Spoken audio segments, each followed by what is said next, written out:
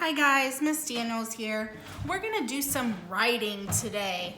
The first thing I wanna show you is our good writers checklist. This is what good writers do. The first thing is they think, then they draw, then they make labels, then they write. We have some reminders down here, and then finally, if you have extra time, you're gonna go back and add details. So every day you should be doing 2 journal activities, one for math and one for reading. So today we're gonna do one together. This is day 6, reading. This is what your journal pages look like. The prompt for this day would be, if I could change one thing about my classroom, I would change. All right, let's go back and see what good writers do. Good writers think. All right, well, if I wanted to change something about my classroom, what would I change? I have a blank piece of paper and I'm going to draw a picture or write the words of some things that I would change.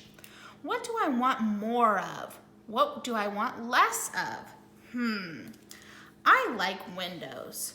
So I would want more windows in my classroom. I also would like,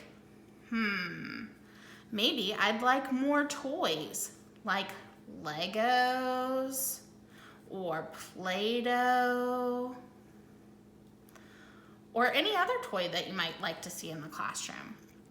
My classroom is done in a jungle theme, but maybe you want it to be done in an underwater theme. So maybe you would draw some fish because you like that. There are lots of different things you can want to change about your classroom. I just thought about some things and drew quick pictures. This is just my brainstorming sheet that helps me think. Let's go ahead and look at the next step. Number 2, we're gonna draw. Here is my journal sheet. I have this whole big space up here to draw, so I'm gonna fill it up with what I want to change most about my classrooms. So looking at my pictures, you know what I would really like to change? I would really like for there to be more toys. So I'm gonna draw a picture of more toys. In my classroom, I have 2 bookshelves back by my toys. Here's one bookshelf, here's another one. And in the middle, I have a chest with lots of bins of toys. So I'm gonna draw my bins. And in my bins, I wanna add more things. I wanna add more toys to my classroom bins.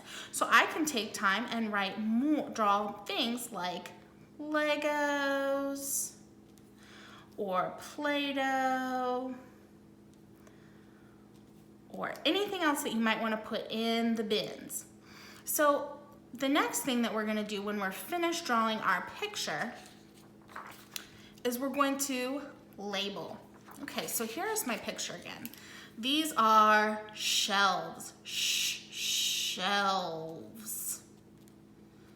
Here's a shelf too, so I can write the same word. These are Legos, Legos. Here's some Play-Doh, P-L, Play-Doh, D-O, Play-Doh. It doesn't matter if the words are spelled correctly. What's important is you're saying the words slowly and sounding it out, writing all the sounds that you hear. Oh, and I said that these were called bins. Bins, ins. And I can even draw arrows to help show what I'm talking about. When I have all of my pieces labeled, I finally get to write. Okay. I have the journal prompt already written for our assignment detail. So you can either copy that or just continue the sentence on. If I copied it, it would look like this.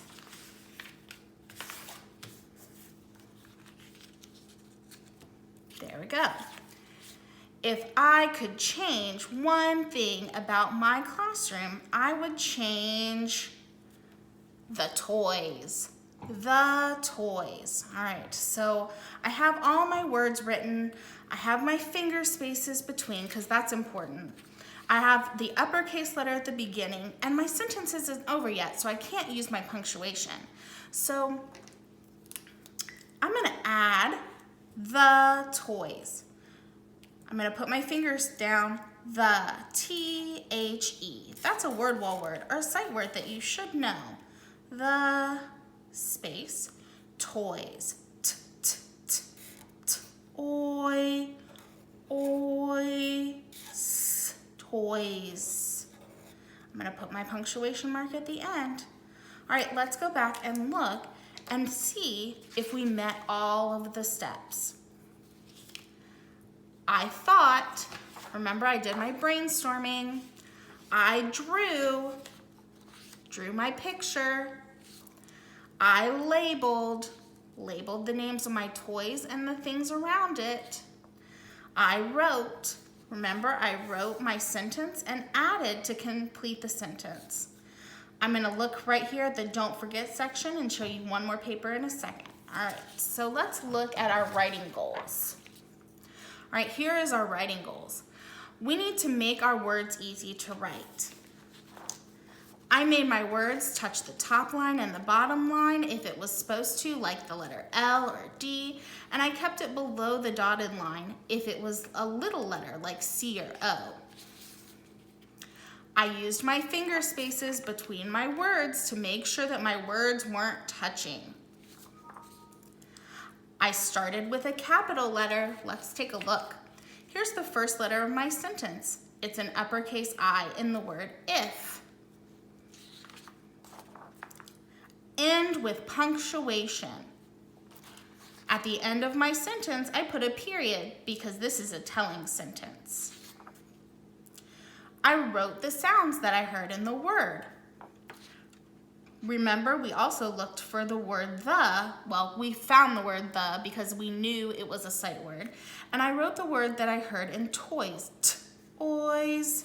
I did the same thing up in the label with Legos, bins, Play-Doh, and shelves. Lastly, it says tell more. I could really easily flip my paper over and write another sentence about something I would add to the classroom or how I would want it to change. I could also go back and add more details to my picture and color it in to make it pretty and colorful. All right, that's how I want you guys to work on your writing this week. Remember what good writers do. They think, draw, label, write, and add details. And remember our writing goals. Make words easy to read, use finger spaces, use a capital letter at the beginning, punctuation at the end, write the sounds that you hear, think about your word wall words, and tell more.